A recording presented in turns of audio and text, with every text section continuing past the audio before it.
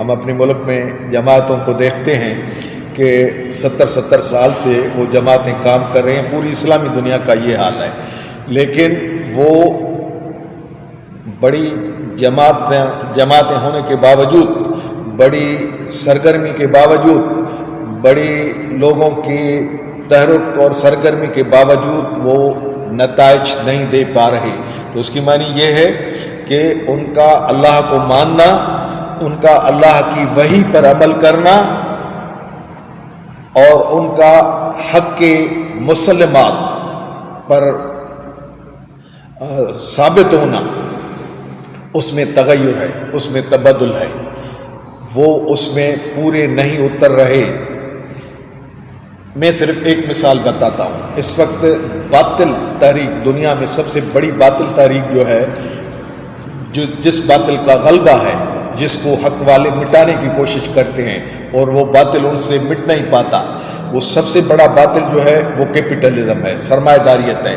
سرمایہ داریت کے شکنجے نے پوری انسانیت کو غلام بنا رکھا ہے، پوری انسانیت کو استحصال میں رکھا ہے، پوری انسانیت کو تباہی اور بربادی میں رکھا ہے۔ یہ سب سے بڑا باطل ہے۔ اب اس کے مقابلے میں، سرمایہ داریت کے مقابلے میں حق جب سامنے آئے گا تو وہ حق جو ہے وہ ان نظریات، ان تصورات اور ان اصولوں کو چیلنج کرے گا، خدا کی تعلیم کی روشنی میں، وحی کی تعلیم کی روشنی میں، حق کے مسلمات کی روشنی میں باطل کا قلعہ کما کرے گا۔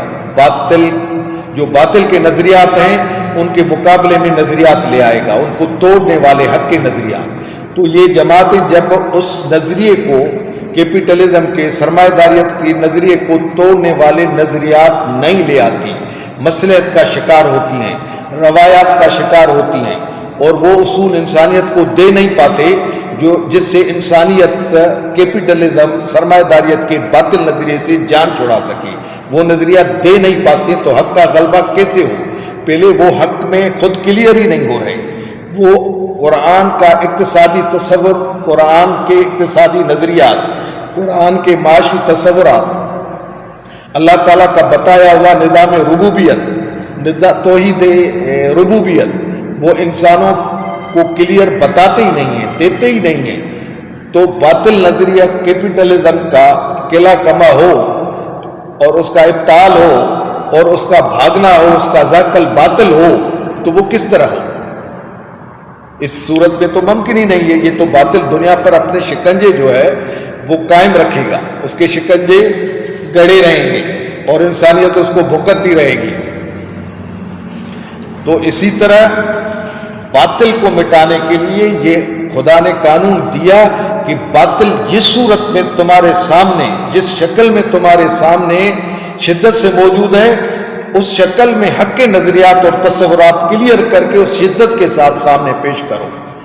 مکے میں رسول اللہ صلی اللہ علیہ وسلم نے کیا کیا تھا؟ مکی زندگی میں یہی تو کیا تھا۔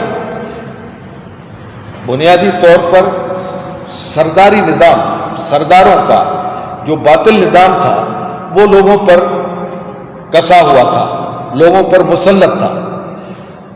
تو رسول اللہ صلی اللہ علیہ وسلم نے الہیات کا، الوہیت کا، وحدانیت کا وہ تصور پیش کیا جو سرداروں کے اس غلبے کو توڑتا تھا، جس کی وجہ سے سردار مخالف ہو گئے۔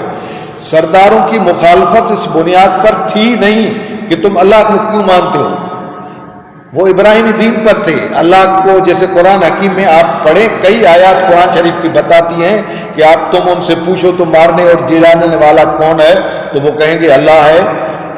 کائنات کا تدبیر امر کس کے پاس ہے؟ بولیں گے اللہ ہے۔ کائنات کا نظم چلانے والا اللہ ہے، یہ مانیں گے۔ لیکن خرابی کیا تھی کہ وہ اللہ تعالیٰ کا نظام جو ہے وہ اس کو قبول کرنے کے لیے تیار نہیں تھے۔ اللہ تعالیٰ کی حاکمیت، اللہ تعالیٰ کی ربوبیت، اس کو قبول کرنے کے لیے تیار نہیں تھے۔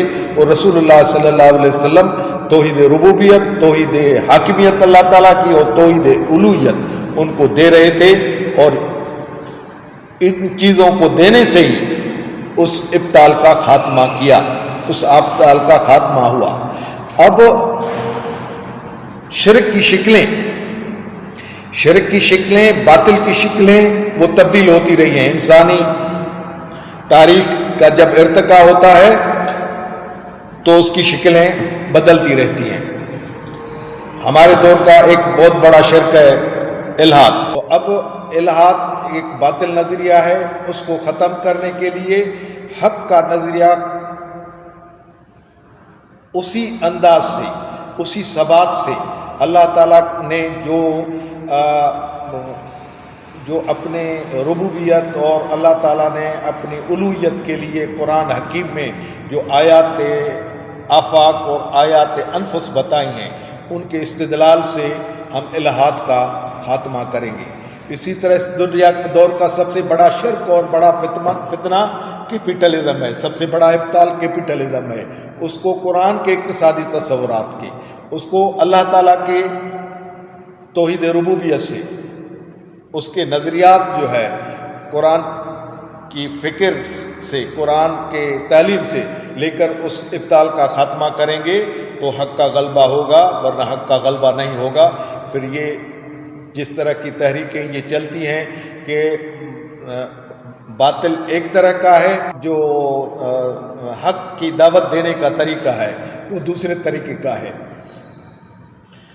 دنیا پر شکنجہ جو ہے وہ جبر کا ہے، استحصال کا ہے، سرمایہ داریت کا ہے، اور ہم لوگوں کو فرقوں میں، اور کون فرقہ جو ہے وہ سب سے برتر ہے، کون فرقہ جنت میں جائے گا، جنت میں جانے کے اپنے جو ہے وہ طریقے، کل حزب بما لدیہم فرحون، جس نبی پیشہ ور بتاتے ہیں ان کی روشنی میں وہ اپنے طریقوں پر چلے جا رہے ہیں، اور وہ کہتے ہیں کہ ہم حق کی دعوت دے رہے ہیں، حق کا غلبہ کر رہے ہیں، اور یہ انسانیت کے ساتھ دھوکہ ہو رہا ہے. کوئی حق کے غلبے کی یہ جد و جہد نہیں ہے، کوئی حق کی جد و جہد نہیں ہے. اگر حق کی جد و جہد ہوگی تو حق کے لیے قرآن حکیم نے طریقے بتائے ہیں کہ ان طریقوں سے ہے ابطال کا خاتمہ ہوگا، اور یہ خدا کا بنایا ہوا قانون ہے، اس کے خلاف کبھی نہیں ہو سکتا. یہ ہو کر رہے گا، ذاکل باطل ہو کر رہے گا، لیکن شرط ہے کہ حق اسی اپنی شکل میں آ جائے.